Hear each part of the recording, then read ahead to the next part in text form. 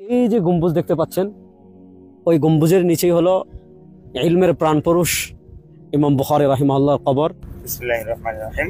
সমরকন্দকে বলা হয় ইলমের শহর। বুখারা, সমরকন্দ, তাসখন্দ, এই যে উজবেকিস্তান, তুর্কমেনিস্তান, এই যে অঞ্চলগুলো, এগুলো ইলমের শহর বলা হয়। আজকে আমরা ইমাম বুখারী রাহিমাহুল্লাহর কবরের দিকে যাচ্ছি বা মাকবারায় যাচ্ছি।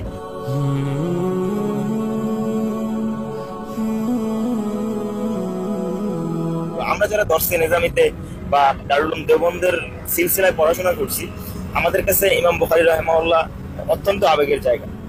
এবং হাদিসের যে দরসে অবিহি ক্বালা হাদাসানার যে দরস, এই দরসে ইমাম বুখারী রাহিমাহুল্লাহ, ইমাম তিরমিজি রাহিমাহুল্লাহ, সবাই কিন্তু আমাদের কাছে খুবই আবেগের জায়গা। এবং এই সমরকন্দেই বুখারা, তিরমিজ সবগুলোই সমরকন্দ। ইমাম বুখারী রাহিমাহুল্লাহর মাকবারা বিষয়ে আমাদেরকে আমাদের মুফতি রেজাউল করিম আবরার হাফিজাহুল্লাহ উনি অত্যন্ত সুন্দরভাবে, গোছালোভাবে আমাদেরকে জানাবেন যে আসলে এই ইমাম বুখারী রাহিমাহুল্লাহ কিভাবে এই সমরকন্দে এসেছিলেন, এখানে ওনার মাকবারা কিভাবে হলো। আমরা ইমাম বুখারী রাহিমাহুল্লাহর কবরের পাশে চলে আসছি। আমাদের পিছনে যে স্থাপত্য দেখতে পাচ্ছেন, এটা ইমাম বুখারী রাহিমাহুল্লাহর কবর এখানে রয়েছে। আপনারা সকলেই জানেন ইমাম বুখারী রাহিমাহুল্লাহ 256 হিজরির ঈদুল ফিতরের দিন ইন্তেকাল করেছিলেন। এবং ইমাম বুখারী রাহিমাহুল্লাহকে যখন এই জায়গায় দাফন করা হয়েছিল, হযরত ইমাম বুখারী রাহিমাহুল্লাহর কবর থেকে ঘ্রাণ বের হওয়া শুরু হয়েছিল, সুঘ্রাণ বের হওয়া, এটা এই জায়গা থেকেই শুরু হয়েছিল। আমি যে কথা এখন বলতে চাচ্ছি, ইমাম বুখারী রাহমাতুল্লাহ আলাইহির জীবনে বড় দুটি পরীক্ষা ছিল। একটা পরীক্ষা ছিল খলকে কোরআন, আব্বাসী খলিফা মামুনকে কেন্দ্র করে খলকে কোরআনের যে মাসালা, এটা আমি এখানে বলবো না। তালিবুল ইলম যারা আছেন খলকে কোরআনের কারণে কি অবস্থা কি না, এগুলো আকীদার বইয়ে পড়েছেন। শেখ আব্দুল ফাত্তাহ আবু গুদ্দার রাহিমাহুল্লাহ মাসআলাতু খালকিল কোরআনের নামে একটা রিসালা জমা করেছেন, ওখানেও এই ব্যাপারে বিস্তারিত আলোচনা আছে। ইমাম বুখারী রাহিমাহুল্লাহ নিশাপুরে যে পরীক্ষার সম্মুখীন হয়েছিলেন, সেটা ছিল খলকে কোরআনের মাসালা। খলকে কোরআনের মাসালা মূলত বিতর্ক শুরু হয়েছিল ইমাম বুখারী রাহিমাহুল্লাহর উস্তাদ ইমাম জুহরি রাহিমাহুল্লাহর সাথে। খলকে কোরআনের মাসালার কারণে ইমাম বুখারী রাহিমাহুল্লাহ নিশাপুর থেকে বুখারায় চলে আসেন। বুখারায় আসার পর বুখারায় মানুষ তাকে ব্যাপক অভ্যর্থনা জানায় এবং তার ব্যাপক মানুষ তার দ্বারা প্রভাবিত হয়। তখন বুখারার যে গভর্নর ছিল খালিদ আজ-জুহলি, সে ইমাম বুখারী রাহিমাহুল্লাহকে দুটি প্রস্তাব করেছিল। একটা প্রস্তাব ছিল যে তিনি রাজপ্রাসাদে গিয়ে তার সন্তানদেরকে পড়াবেন, গভর্নর প্রাসাদে গিয়ে সহিহ বুখারী এবং তার লিখিত অন্যান্য কিতাবগুলো। তিনি সেটা অস্বীকার করেন, যেটা সম্ভব না, এটা ইলমের ইহানত, ইলমের অপমান। তখন গভর্নর একটা প্রস্তাব করেছিল যে তাহলে আপনি এমন একটা মজলিসের আয়োজন করেন যেখানে শুধু আমার সন্তানরা পড়বে, আর কেউ বসতে পারবে না। ইমাম বুখারী রাহিমাহুল্লাহ জবাব দিয়েছিলেন যে এটা তো ইলম লুকিয়ে, মানে ইলম কিতমানে ইলম, অর্থাৎ ইলমকে লুকিয়ে রাখার মতো হয়ে যাবে। আর রাসূল করিম সাল্লাল্লাহু আলাইহি ওয়াসাল্লাম বলেছেন যে ইলম শিখলো ওয়া কাতামাহু উলজিমা বিলিজামিন মিনান নার, কিয়ামতের দিন জাহান্নামের কেচি দিয়ে তার জিহ্বা কেটে ফেলা হবে। তারপর ইমাম বুখারী রাহিমাহুল্লাহর বিরুদ্ধে আস্তে আস্তে আস্তে আস্তে প্রোপাগান্ডা ছড়ানো হলো এবং খালকে কোরআনের যে তিনি পক্ষে, এটার জন্য তার শাইখ ইমাম জুহরি রাহিমাহুল্লাহ থেকে ফতোয়া আনা হলো। ধীরে ধীরে ধীরে ধীরে পরিস্থিতি এমন হলো ইমাম বুখারী রাহিমাহুল্লাহ বুখারা থেকে সমরকন্দে তার এক আত্মীয়র বাড়িতে চলে আসলেন। এটার আশেপাশে এখন তো একটু, এটা একদম গ্রাম সাইড সমরকন্দের, এখন তো রাস্তাঘাট হয়েছে, কিন্তু তখন এই অবস্থা কেমন ছিল 1200 বছর আগে, এটা এখন দেখলে বোঝা যায়। ইমাম বুখারী রাহিমাহুল্লাহ এখানে আসার পর তিনি অসুস্থ হয়ে গিয়েছিলেন, খুব প্রচন্ড অসুস্থ হয়ে গিয়েছিলেন। তখন তিনি আল্লাহ রাব্বুল আলামিনের কাছে দোয়া করেছিলেন যে আল্লাহ, দুনিয়া আমার জন্য সংকীর্ণ হয়ে গিয়েছে, আপনি আমাকে আপনার প্রিয় করে নিন, বা দুনিয়া সংকীর্ণ হয়ে যাওয়ার দোয়া করেছিলেন। আল্লাহ রাব্বুল ইজ্জত ওয়াল জালাল সমরকন্দের এই জায়গায় 256 হিজরিতে আমিরুল মুমিনিন ফিল হাদিস সহিহ বুখারী যিনি লিখেছেন, আল আদাবুল মুফরাদ যিনি লিখেছেন, আত তারিখুল কবির যিনি লিখেছেন, আত তারিখুস সগীর যিনি লিখেছেন, মাসালাতু রাফিল ইয়াদাইন যিনি লিখেছেন, আরো অসংখ্য অগণিত কিতাবের যিনি লেখক এবং মুসলিম বিশ্বের সবার মাথার তাজ যিনি, ইমাম বুখারী রাহিমাহুল্লাহ 256 হিজরিতে ইন্তেকাল করার পর ঈদুল ফিতরের দিন এই জায়গায় তাকে দাফন করা হয়। ইমাম বুখারী রাহিমাহুল্লাহ এখানেই ঘুমিয়ে আছেন। আমরা ইমাম বুখারী রাহিমাহুল্লাহর মাকবারায়, এখানে মসজিদ নির্মাণ কাজ চলছে, প্রবেশ নিষেধ এই পাশে।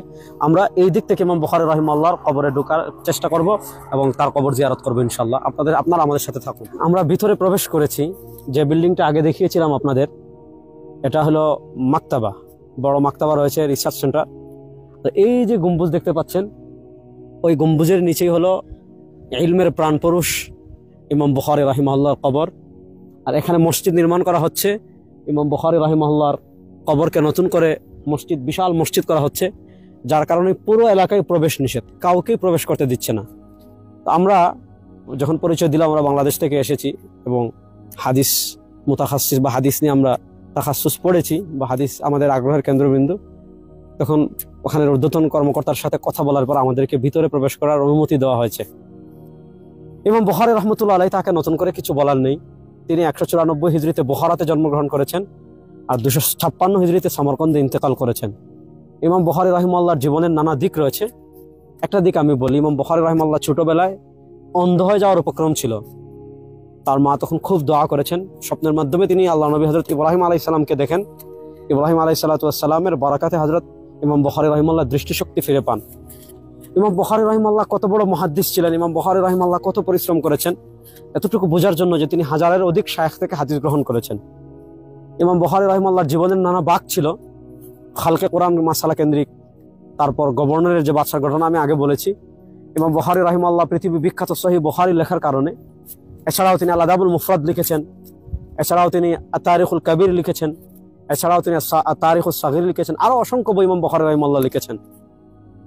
ইমাম বুখারী রাহিমাহুল্লাহ সহিহ মুজাররাদার উপর সবচেয়ে বিশুদ্ধ যে কয়েকটা গ্রন্থ আছে তার ভিতর উম্মাহ সবচেয়ে বেশি যে দুটা কিতাবকে গ্রহণ করেছে, একটা হলো ইমাম বুখারী রাহিমাহুল্লাহর সহিহুল বুখারী, আর আরেকটা হলো ইমাম মুসলিম রাহিমাহুল্লাহর সহিহ মুসলিম। ইমাম বুখারী রাহিমাহুল্লাহ এর বুখারী শরীফ তার থেকে অনেকেই বর্ণনা করেছেন। আমরা যে রওয়ায়াতটা পড়ি মুহাম্মদ ইবনে ইউসুফ আল ফারাবরির নুসখা, আল্লাহ রাব্বুল ইজ্জত ওয়াল জালাল এখানে এসে আসলে আমার মুখ দিয়ে কথা আসতেছে না, আমি এতটা আবেগাপ্লুত হয়ে যাচ্ছি। আমরা দোয়া করি আল্লাহ রাব্বুল আলামিন ইলমের প্রাণ পুরুষ যে জায়গায় ঘুমিয়ে আছেন, আমরা অবশ্য নেক ধারণা করি ইমাম বুখারী রাহিমাহুল্লাহ জান্নাতি। তারপরেও আমরা দোয়া করি আল্লাহ রাব্বুল ইজ্জত ওয়াল জালাল ইমাম বুখারী রাহিমাহুল্লাহর কবরকে জান্নাতুল ফিরদাউসের টুকরা বানিয়ে দিন।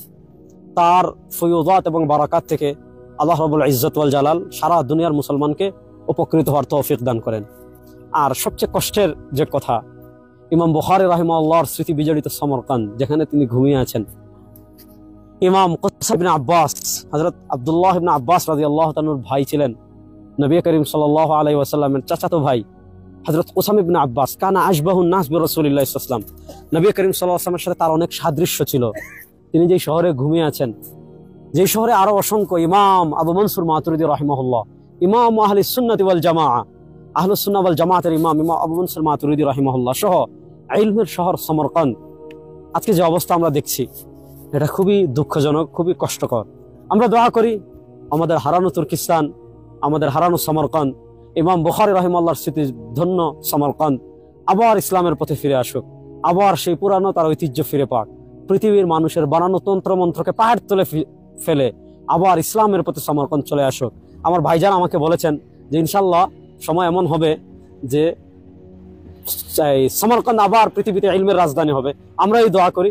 এখানে বিশাল মাখতুতা রয়েছে, এখানে উলামায়ে কেরাম তাহকিক তালিক করেন। এবং একটা মজার তথ্য দিই, ভাইজান আমাকে বলেছেন যে ওনাদের উলামায়ে কেরাম এখানে শেখুল ইসলাম জাস্টিস তাকি উসমানী হাফিজুল্লাহর যে দরসে তিরমিজি রয়েছে, যেটা থেকে আমরা অনেক উপকৃত হয়েছি, এটা ওনারা উজবেক ভাষায় কি করেছেন, অনুবাদ করেছেন। এটা একটা খুশির খবর। আজকে সরকারি ছুটি, এছাড়া এখানে প্রবেশ নিষেধ, যার কারণে সবকিছু বন্ধ। নচেত আমি উজবেক নুসখাটা আপনাদেরকে দেখাতাম, দরসে তিরমিজির উজবেক নুসখাটা। আল্লাহ রাব্বুল ইজ্জত ওয়াল জালাল আমাদের হারানো তুর্কিস্তানকে, হারানো সমরকান্দকে আবার ইসলামের জন্য কবুল করুক। আল্লাহ সবাইকে ভালো রাখুক, সুস্থ রাখুক। আসসালামু আলাইকুম ওয়া রাহমাতুল্লাহি ওয়া বারাকাতুহু।